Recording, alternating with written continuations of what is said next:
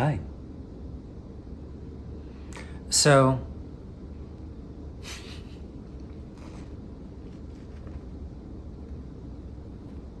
this is a bit of an introduction to the video that I did earlier on the unboxing.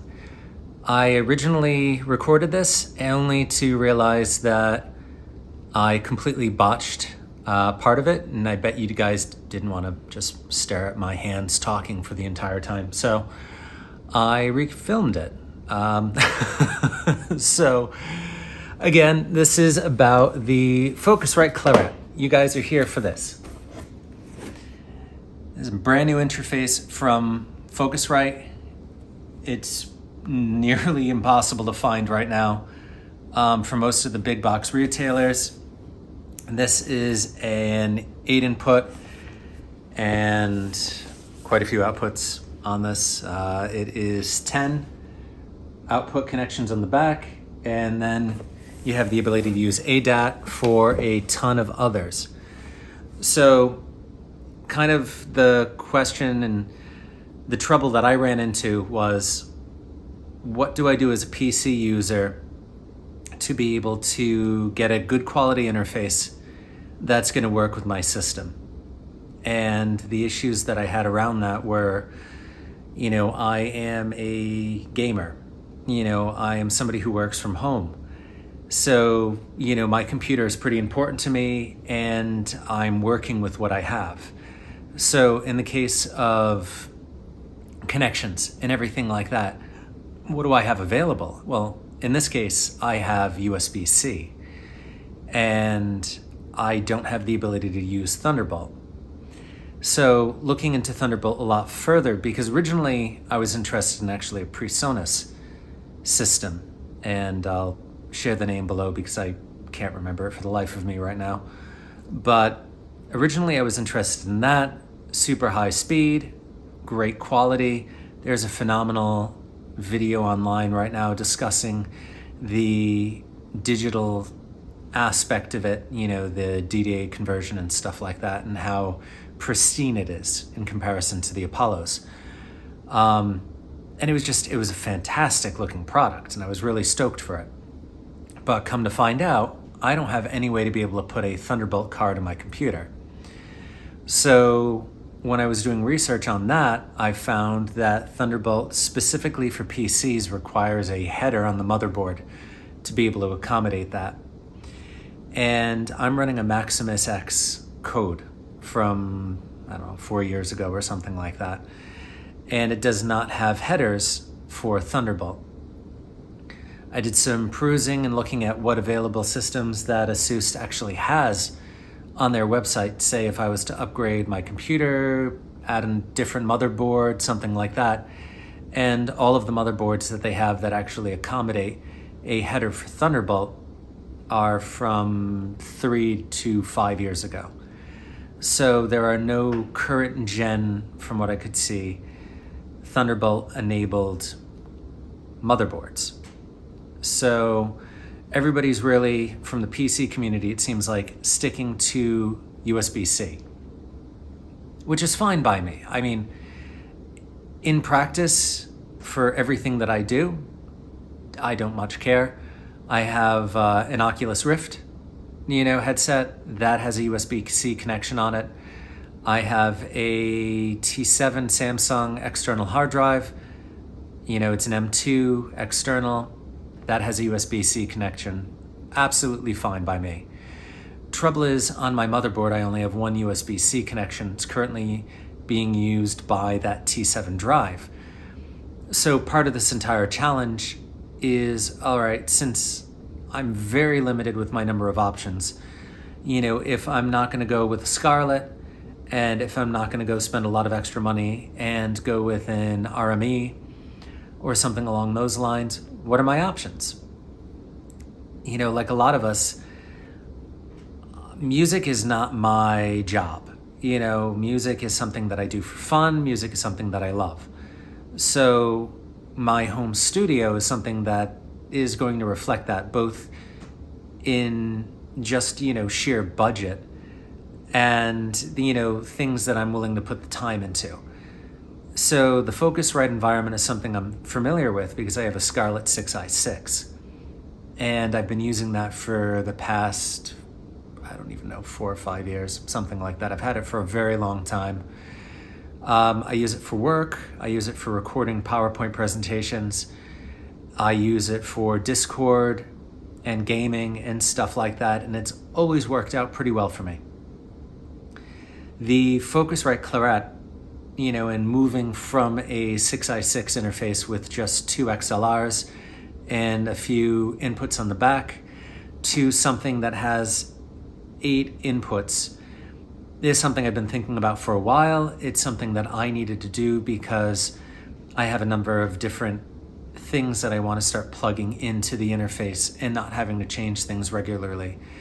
So I ended up, as part of my quest for tone last year, when we're all stuck indoors in the pandemic, what am I going to do? Well, I ended up with a torpedo reload, which is an attenuator that has a direct output on it.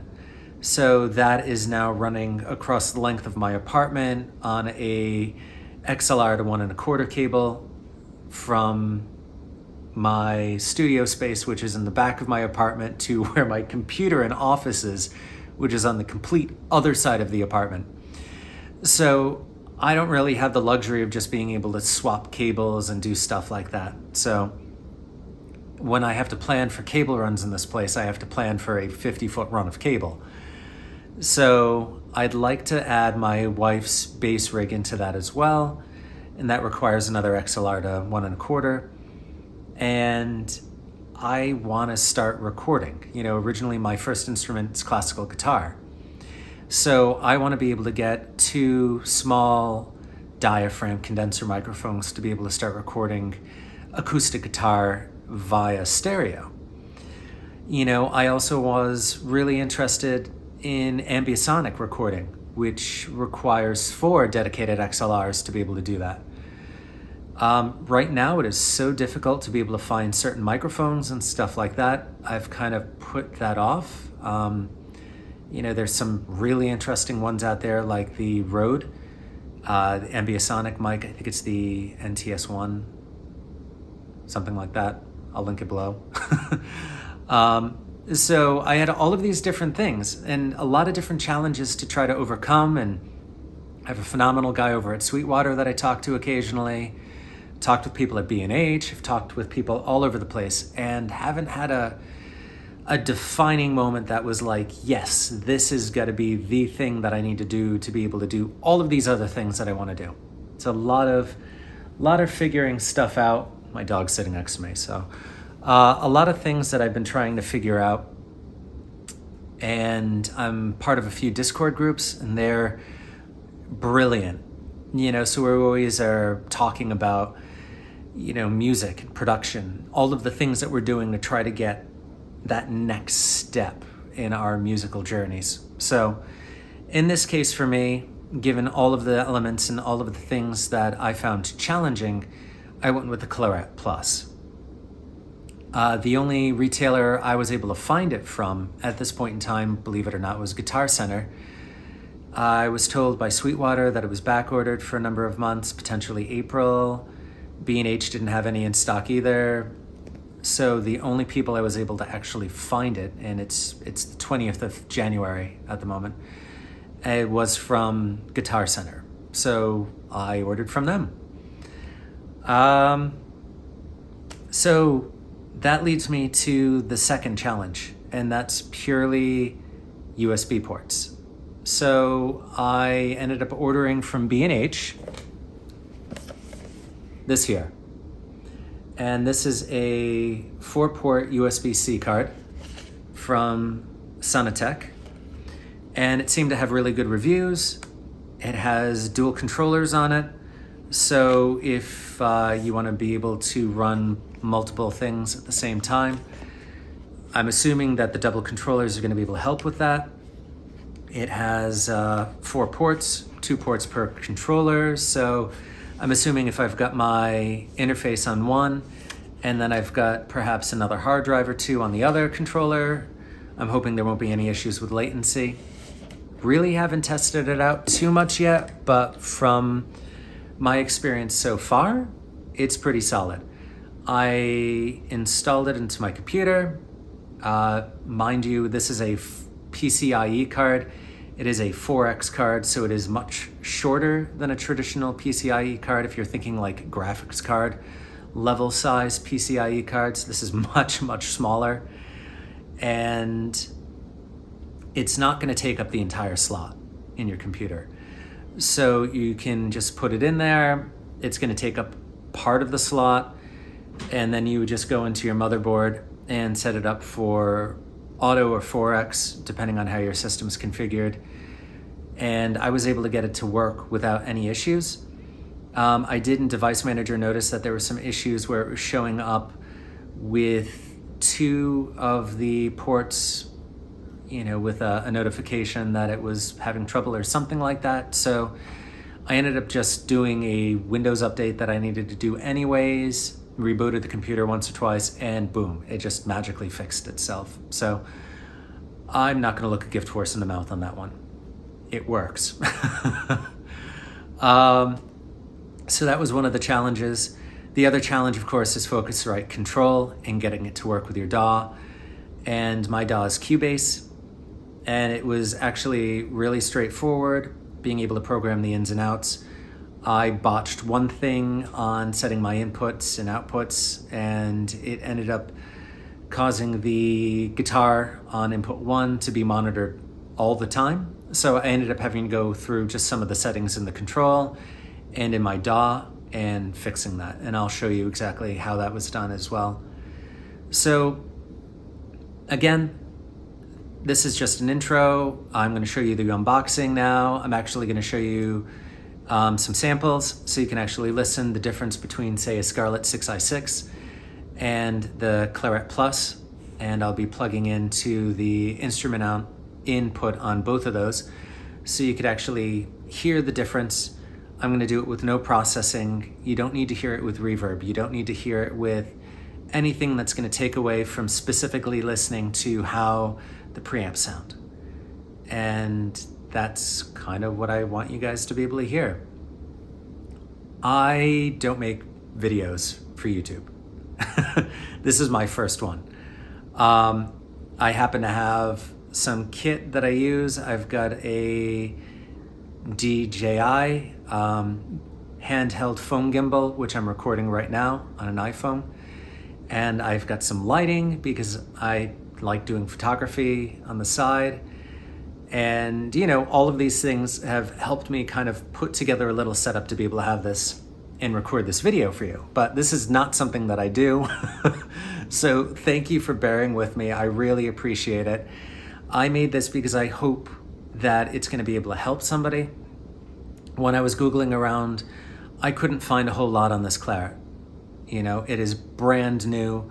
Very few people have it.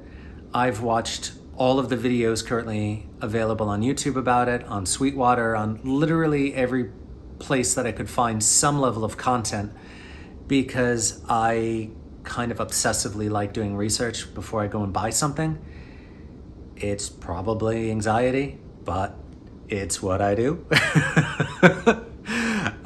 So I looked at everything and I wasn't happy with what I was finding. It was a lot of people talking about speeds and feeds, and there was some clickbait, and it was, hey, take a look at this, but I'll tell you about it in another video. And it's like, you did that in December. That's not helping me now.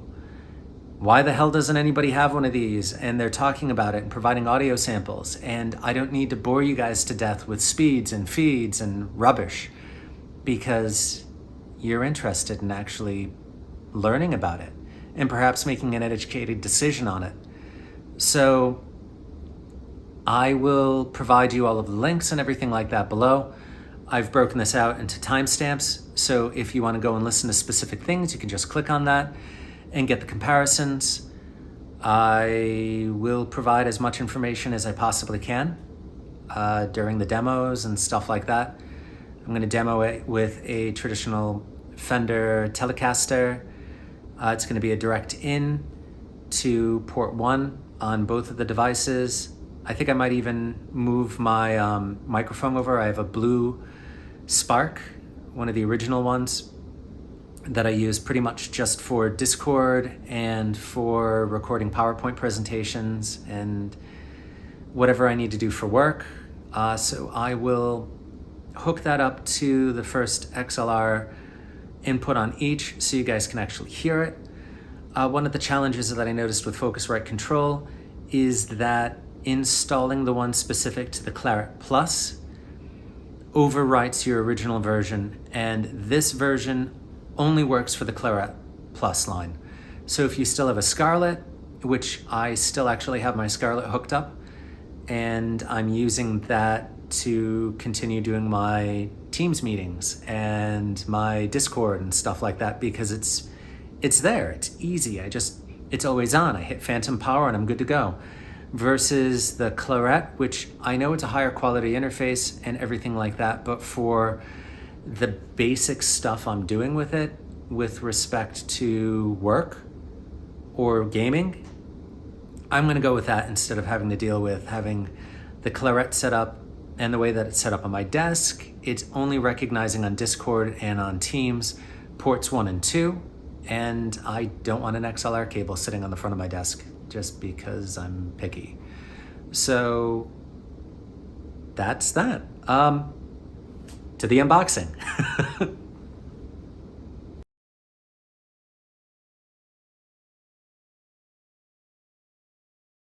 All right, well, thanks for joining me for this. So I have here the Focusrite Clarett 8Pre. And as I'll chat about in a little bit, I ended up with this because for PC and for the number of inputs that I needed, really wasn't much on the market without expending a small fortune on something like an RMA or another higher end product in that echelon of pricing. So for about $1,000, to get something with quality preamps, everything built into it, a quality piece of kit, really for a PC user, the Clarett Plus was the only option. Now, I've been following this product since the announcement, and originally I wasn't even planning on buying this product. I was actually looking at one of the PreSonus products only to find out that it was Thunderbolt only, and that's a whole other topic I'll get into. So if you're here for the unboxing, this is what it is. I got this in the mail today. Unfortunately, the box that it came in was about as large as this box here, and as you can see, it's a beautiful bit of packaging here. I haven't even opened it yet, so you're seeing it as I'm seeing it. And, per traditional logistics, it's a little beat up, but... So, let's take a look at what's inside.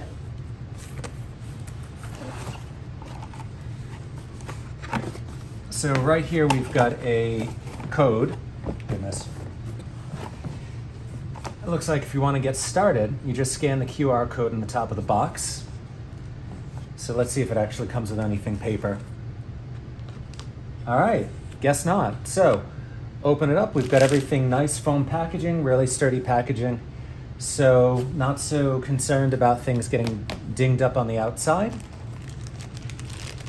Here we have your standard North American plug. It is an IEC style connector on the back to a standard 120 volt 15 amp right here. We have a USB-C to USB-C, and we have a USB traditional, USB-A I believe, to USB-C. And in this little package here, we have a set of, I don't know, looks like polymer-based feet and adhesive backing. So nothing very substantial. I would expect for a product this size, it would have a much larger piece of kit. I would expect more larger feet for that. But all right, so let's take this baby out of the box. Here is the one piece. Important safety instructions. Please do not do anything foolish. All right, let's move this off here.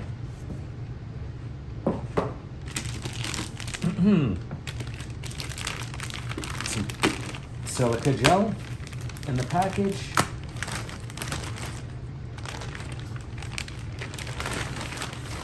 I know you may be tempted. Please do not eat the silica gel. All right, so on the front, we've got our gain control on all 8 channels. There are 2 inputs on the front. They are the hybrid, I believe they're using Amphenol connectors on this. Yes, they are. The Amphenol connections, which will give you the ability to use a traditional instrument cable 1 1/4 or an XLR. Phantom power, you have switching for phantom power on 1 through 4 and 5 through 8. You have your display and the sensor here to be able to monitor your channels. And you have your dim and mute. You have your monitor levels, and you have 2 independent headphone jacks, which is very nice if you're tracking somebody and you need a pair of headphones for yourself, and say your bassist is playing along with you or something like that. They have the ability to listen to themselves, monitor themselves, listen to the track. On the back, let's see, we've got our world clock connection, currently nice and wrapped just to keep it safe. You have an actual IEC style input here. So instead of, which is nice, instead of one of the traditional DC adapters, it actually has a power supply built into this. So you don't have to worry about any accessory DC blocks. You have your SPDIF for your input and your outputs. We have MIDI in and out. You have your optical in and out. If you have the need to be able to add additional preamps down the line, you can just do that using your optical connections and ADAT. You have your output here, your line outs. You have your monitor outs here. And you have 10 here. And then you have your additional either 1 1/4 or XLR connections. Otherwise, this is a traditional 1U footprint. It is 19 inches wide, 1.75 inches in height. It is designed to go into a rack. In this case, we've got ears to be able to support it for a traditional 2-post rack application or any of your traditional hardware racks. If you were to put this on a desk, we've got those little plastic feet. You just put your feet on it.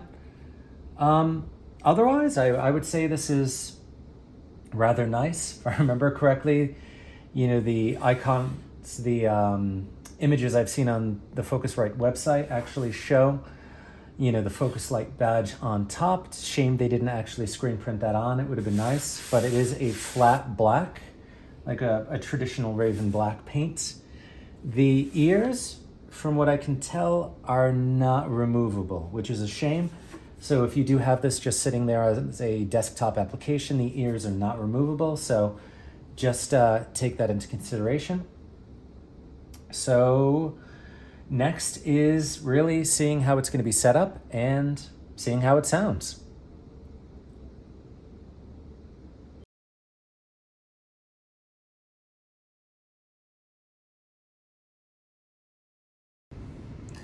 So I have to apologize, I'm kind of splicing this video together. I wanted to review a little bit about what I did for the audio testing. So each individual sample is going to be listed with how it was done. So for the Scarlett, I took the Scarlett 6i6 and plugged directly into the front instrument jack. Set the gains appropriately and played directly with a Fender Telecaster. And for direct input, I did that. For clean, I kind of, so I guess we're gonna have to assume direct input is going to kind of be my clean. Clean is going to be a amplified and partially FX driven kind of track. I used the Plini plugin for that, and I'll list what preset I used. It's direct preset directly out of the patch. And the Plini plugin is a, oh goodness, it's a plugin from, I'm drawing a complete blank. I'm really sorry. I draw blanks sometimes. And I've used these guys a bunch, and I've got a bunch of their plugins, and they're absolutely all phenomenal, absolutely phenomenal. In fact, I have it right here in front of me, Archetype. So it's Neural DSP. There we go. So Neural DSP has a number of Archetype plugins that are very similar to the artists that they collaborated with. So the plugin that I was using for Plini is the Electric Sunrise intro version. It is the clean amp, and then it goes into a cabinet sim, and that cabinet has 2 Ribbon 160s simulated in that. So that's what I'm using for clean. For the dirty tone, since I've got my DAW open, I might as well just tell you. So for the dirty tone, I went with the Neural DSP Archetype Gojira. And my setting that I'm using right now is the JD Rhythm 1 setting. And this is a super high gain amplifier. From a cabinet perspective, it is using a dynamic 57 mic and a condenser 414. So that's, they don't name exactly the manufacturers, but we all know it's the Shure 57 and the AKG 414. So if you're interested in these, Neural DSP does offer a free trial. I am no way, shape, or form affiliated with anybody, so I'm just telling you this because I use it. Same with Focusrite. I buy all my own equipment, all my own instruments. Nobody gives me anything. So, you know, I'm coming from the perspective of I paid money for this stuff, so it damn well better be good if I'm going to be using it. So I don't like being disappointed. So I make sure that I go through and I try things and use trials and everything like that. So I'm pleased with all of these things that I've, you know, used and that I'm using to do this demo. So from a Clarett standpoint, I'm gonna use the exact same 2 plugins, the Plini and the Gojira. I've got a direct input on that where I'm plugged directly into input 1. The line input is set on that one for instrument. And then I did a bass test. The bass test is same thing. It is a direct input directly into the front, instrument 1. And voice test is using the Blue Microphone Spark directly into input 1 as well. I did everything that I could to kind of line match everything to between -6 and -3 dB. Some things were too quiet, so I adjusted them using Cubase, split them into individual sections, brought some of the levels up to be more appropriate. Otherwise, they were super quiet, and I really didn't think that they really helped with the analysis of what things sounded like. So I wanted that to be more apparent, so I did that. Yeah, so that's the information about the samples. So here are the samples.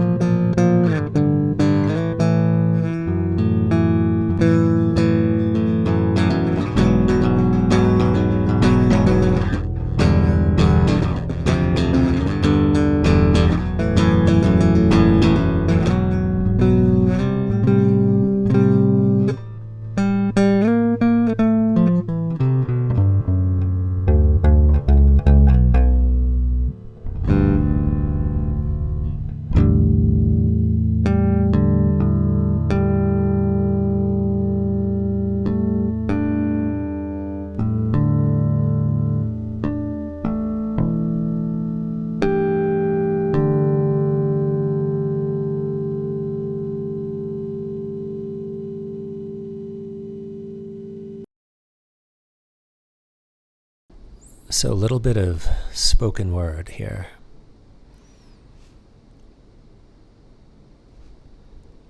I usually keep this on my desk pretty far away from where I usually am. So this is an unusual test for me. This isn't usually how I test microphones, because I don't test microphones. It's the only microphone that I have. So, this is the Clarity. This is a Spark from Blue Microphones. So nothing too special. Pretty inexpensive. I guess it's a large capsule mic. So, pretty noisy apartment, generally speaking. Just had the HVAC come on, so you probably hear that as well. But, so this is a little bit of a vocal test. I'm not going to sing for you because I don't sing, but here's the voice. I'm maybe, 6, 8 inches away from the mic at this point, you can see. But if I get closer, it's able to capture the clarity of my voice, from a clarity if you enjoy, the sound of glass rattling around an empty trash can. But, this is what we got. So I hope this helped. I hope this actually might have been a little beneficial to everybody, and perhaps it actually has some value, and I hope that you can take it at face value for what it is and get a little bit more of an understanding of the Clarett and everything that goes into it.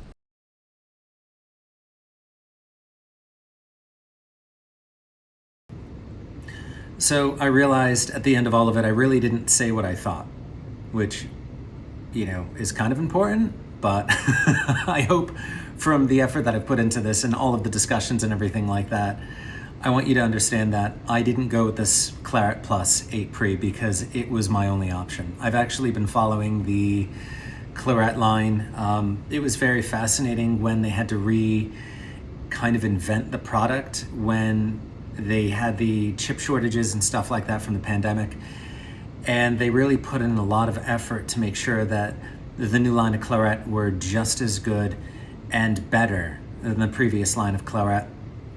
I've been a Focusrite user forever at this point. My 6i6 is my first interface. It's the interface that I've probably been using for the past, 6+ years is my guess. This microphone is the same microphone that I've been using. I'm filming this on my iPhone 13 Pro. It's actually my work phone because I'm still running an iPhone 10. So, it worked out. I had to get a number of things for work, for filming and stuff like that, and it just happens to work that I can use it for this. So, there's some good products out there, and my next adventure is going to be looking at microphones. I really am interested in ribbon microphones and stereo recording and small diaphragm microphones for acoustic guitar, for classical guitar in stereo. I'm super interested in that. I'm super interested in the Rode NTS-1, I believe. It's a 4-channel microphone specifically for, oh, bloody hell. It's the, you can do things like binaural, you can do things like spatial.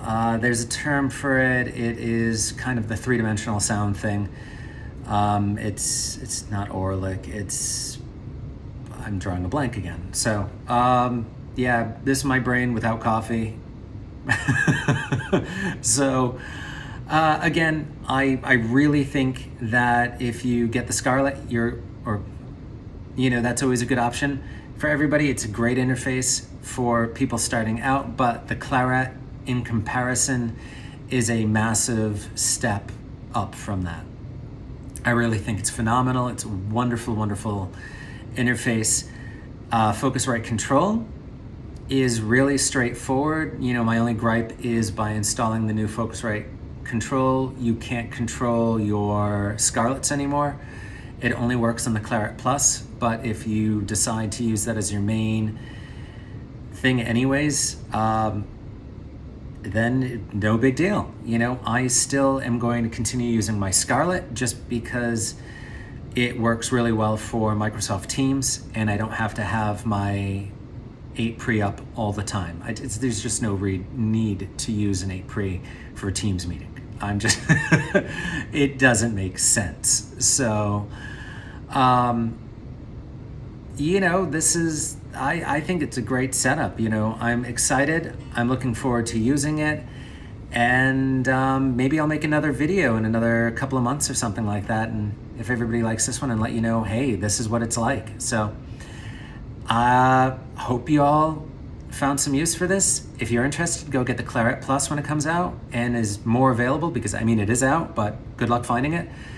So happy music making, happy content creation. You know, go out there, be creative, have fun with it. You know, do this because you love it and because you can find zen in it, and it's just fantastic. So cheers, thanks.